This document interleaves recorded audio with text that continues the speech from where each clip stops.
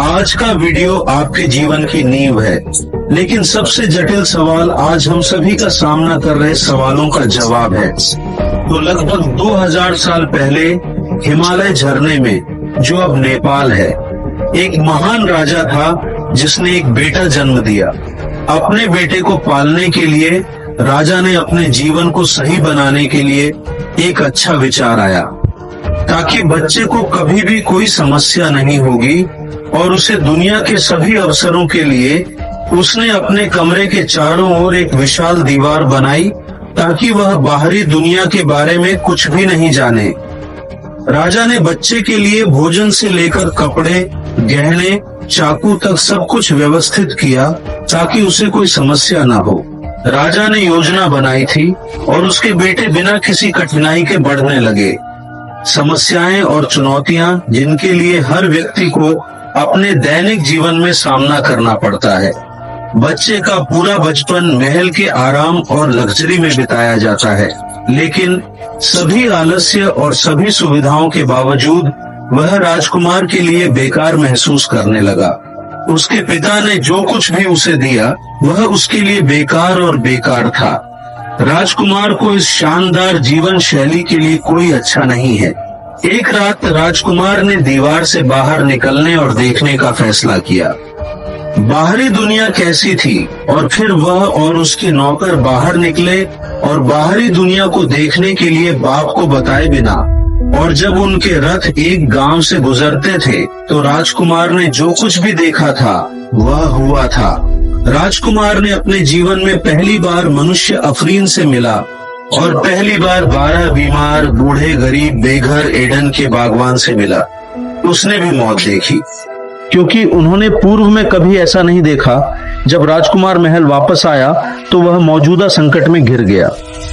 वह अपनी आंखों द्वारा आज देखी गई चीजों पर विश्वास कर पाने में असमर्थ था। उसे यह समझ न आया कि यह सब लोगों के साथ कैसे हो सकता है। वह अत्यंत चकित हो गया और उसने अपने पिता पर दोषारोपण करना आरंभ किया। राजकुमार को महसूस होता है कि उसका जीवन उससे बहुत अधिक सुखी और प्रसन्नता से भरा है। उसका जीवन इतनी शक्ति से बर्बाद हो गया है। इस बार उसने सोचा कि वह सब कुछ छोड़ देगा और कहीं जाएगा, और उसने अपने शाही परिवार, अपने परिवार की सभी खुशी और कल्याण को छोड़ने का फैसला किया और अपने जीवन के बाकी हिस्से के लिए जारी रखा। लोगों के बीच रहो और इन सभी यात्राओं को सहन करो। अगली रात राजकुमार अपने महल को हमेशा के लिए छोड़ दिया, अपने समाज को छोड़ दिया, और वर्षों से एक बहुत ही बुनियादी सर्वर मॉडल में रहता था। वह बीमारी, भूख, अकेलापन और पीड़ा से ग्रस्त था।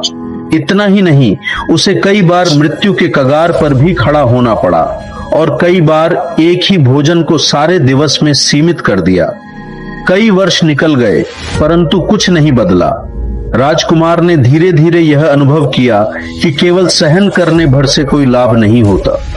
यह परिश्रम व्यर्थ ही जाएगा। यह दुख दर्द से कोई अर्थ नहीं निकलता। लेकिन अब एक राजकुमार यह समझ चुका है।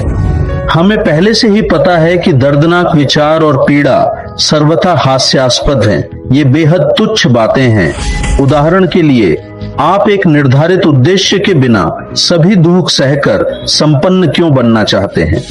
संपन्नता के लिए एक उद्देश्य होना चाहिए।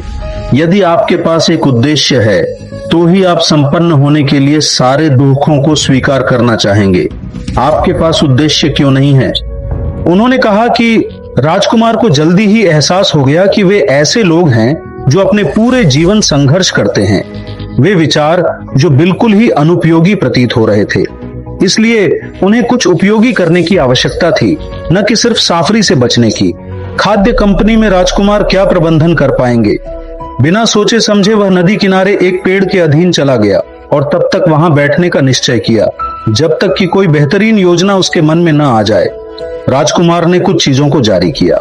इसमें एक वास्तविकता है। जीवन स्वयं एक यात्रा या दुख है। अमीर लोग अमीर होने के कारण यात्रा करते हैं, गरीब गरीब होने के कारण यात्रा करते हैं। कोई परिवार नहीं है क्योंकि कोई परिवार नहीं है।